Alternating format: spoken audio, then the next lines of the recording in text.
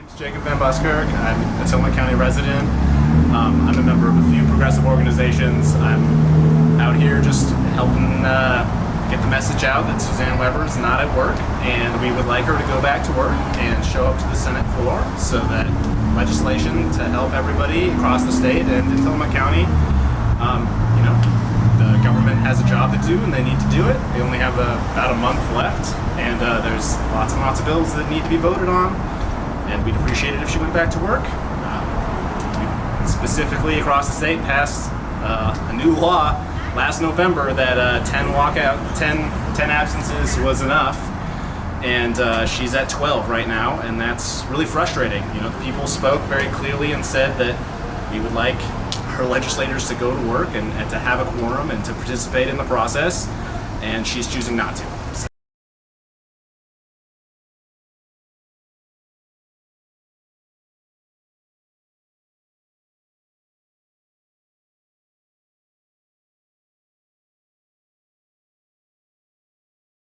Yeah, I think the law is certainly constitutional. I think there is an expectation that if you are elected to hold a position that you should participate in the process.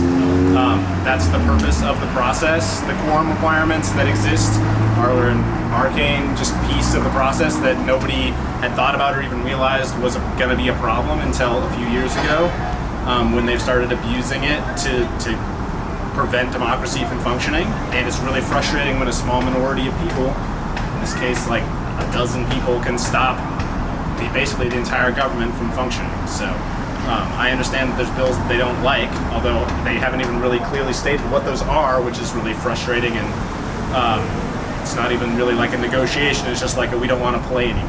And it seems like they should go and do their job. And their job is to sit there and to make bills better if they don't like them, or vote no. And that's how they register their vote. And if people agree with them, they can elect more people who think similarly.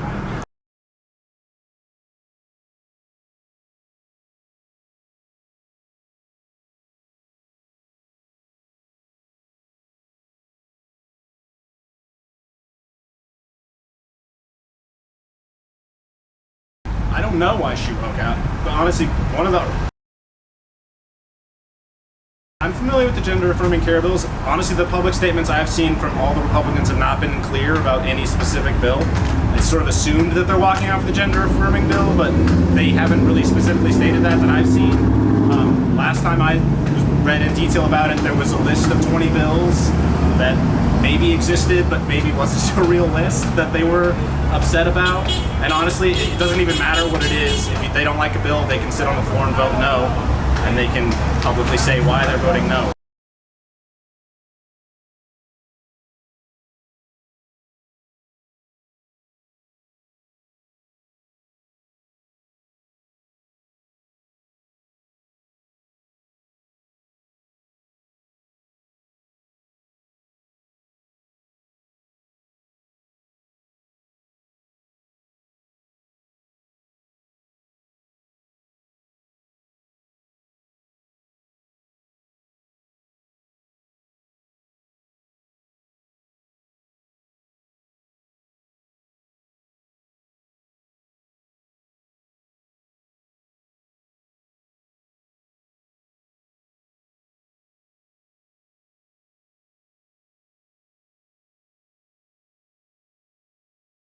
That's a really big topic, and I feel like goes beyond the scope of this particular situation, just because it is a democratic process. There is a majority of Democrats. That's what the majority of the population of Oregon has elected.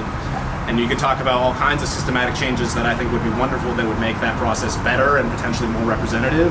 But within the existing process that we have, a majority of people have clearly voted for Democrats. We voted for a Democratic governor and relatively large majorities in the House and the Senate, and the expectation is then that they get to govern. And if people don't like the way they're governing, then they can vote them out, and that's typically what the process looks like.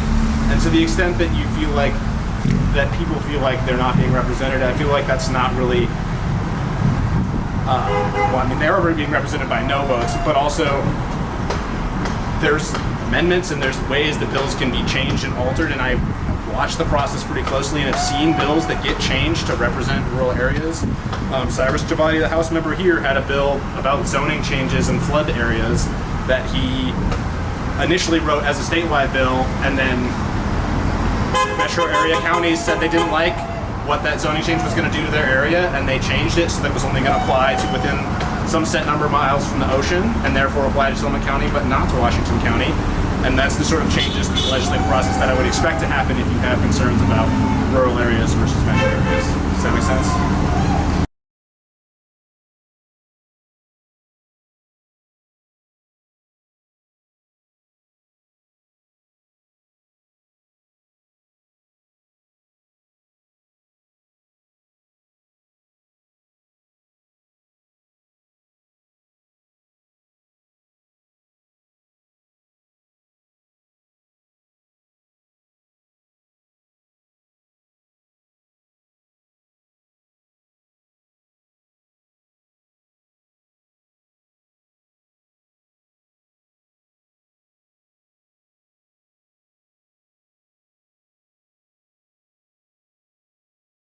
Yeah, I mean, I guess I would like people to participate in the process. I would like the process to function. As I said earlier, I think there are changes that can be made to the process.